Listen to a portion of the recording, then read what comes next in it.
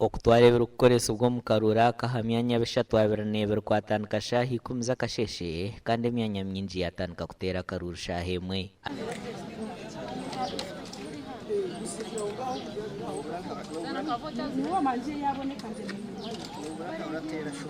Abesimbere batara bamwe na bamwe baterera myanya yibarukuturamu. Akaruru ni karungi kagenda genyowe okunareba abantu bariyo nibija niba casting their votes.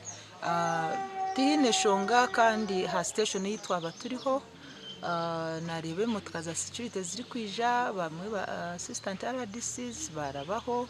Rose Kabagenyo w'ekibina cha NRM yaterera Jikoro polling station harishahi 5:20 kandi ogu yayereka ngo akaruru katandika karumwa abatezi bake aho kugira ngo abantu bakisoro nibabanza mu misiri yabo.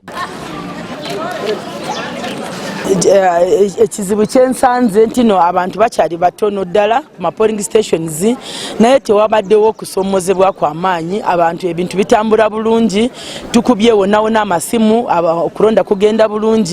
Pose challenge eriwo mu bifo ebimu ebitaliko network zino biometric machines zinzo obutakola bulungi. Grace Atfeza ngabana no yesimbere hatine kibina yaterera Harunombe Primary School omuru. We are going to go with what is going to come out. Even if I don't win, I'll just go on the ground and prepare well for 2026. Rubuguru Town Council nawe shaha nkitano z'akasheshe Salim Sotano w'ekibina cha NUP yaterera har new Kisoro Tax Park Municipality kandi ogu yagira ngo abahagizi be hamwe n'aba agents bateganisibwa omukaruraka. Our agents have been complaining. We have agents in Nyundo whereby they have pushed them from polling stations. Our people who are serving polling agent letters have been caught by security. That's in Nyundo and Nyakabande.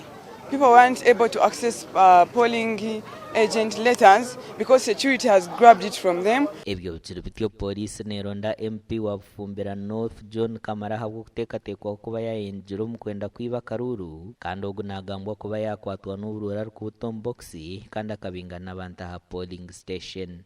No, our people it's not everyone's role to secure the votes. At every polling station, we have candidates agents who are working hand in hand with the electoral officers and the security which are there.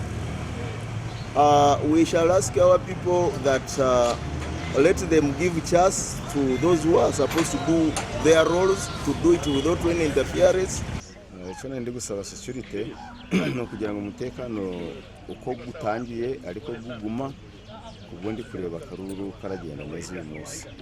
Achifeza Grace Otine Chibina, Salim Sultano w'ekibina cha National Unity Platform, Aisha Chimpayo wa People's Progressive Party, Juliet Msana w'ekibina cha Forum for Democratic Change, hamwe na Mebo Ingabire w'ekibina cha Uganda People's Congress. Autwaza kora amakoraga okubara ubururu kuriyo n'okugenda omisho. Amakoraga gashakwa Job Namanya na Kate Atuzarire.